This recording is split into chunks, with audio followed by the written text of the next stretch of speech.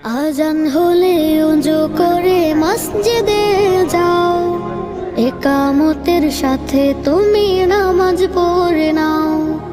আজান হলে ওযু করে মসজিদে যাও, ইকামতের সাথে তুমি নামাজ পড়ে নাও।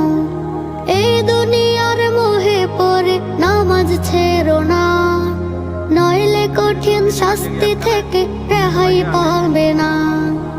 এই দুনিয়ার মোহে পড়ে নামাজ ছেড়ো না, নইলে কঠিন শাস্তি থেকে রেহাই পাবে না। থাকতে সময় নামাজ পড়ে পাপের ক্ষমা চাও, থাকতে সময় নামাজ পড়ে পাপের ক্ষমা চাও। মসজিদে যাও, ইকামতের সাথে তুমি নামাজ পড়ে নাও, নামাজ পড়ে নাও।